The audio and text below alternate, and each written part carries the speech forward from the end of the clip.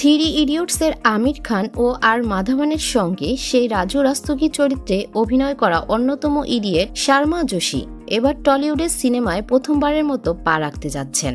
ওপার বাংলার গণমাধ্যমের খবর, এন রাজ পরিচালিত ভালোবাসার মৌসুম নামে একটি সিনেমায় অভিনয় করবেন এই বলিউড অভিনেতা।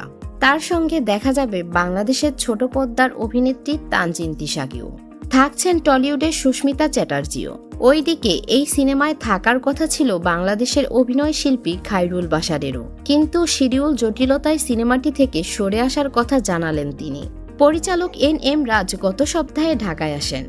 এসেই দেশের বেশ কয়েকজন নায়িকার সাথে মিটিং করেন এবং বেছে নেন ছোট পর্দার জনপ্রিয় অভিনয় শিল্পী তানজিন তিশাকে। তার সঙ্গে একটি চুক্তি সই করে আবার কলকাতায় ফিরে যান পরিচালক। সিনেমায় বাশারের একটি চরিত্র থাকার কথা থাকলেও শিডিউল জটিলতায় সিনেমা থেকে সরে আসার কথা জানান ফেসবুক পোস্টের মাধ্যমে বাশার। সবকিছু চূড়ান্ত হয়ে যাওয়ার পর হঠাৎ বাশারের এমন আচরণ অপেশাদার বলেছেন ছবিটির নির্মাতা এন রাজ। জানা গেছে ভালোবাসার মৌসুম সিনেমাটি হবে একটি রোম্যান্টিক ধারার গল্প। গল্পের কেন্দ্রবিন্দুতে থাকবেন তানজিন তিশা।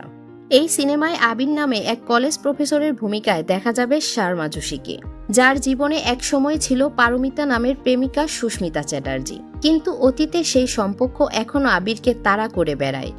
এদিকে হিয়া অর্থাৎ তানজিন তিশা সেই আবিরের ছাত্রী, যিনি ধীরে ধীরে তার প্রেমে পড়ে যান।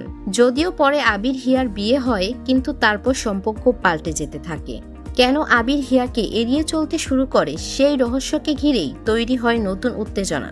সিনেমাটি আগামী ভালোবাসা দিবসে মুক্তি দেওয়ার পরিকল্পনা রয়েছে।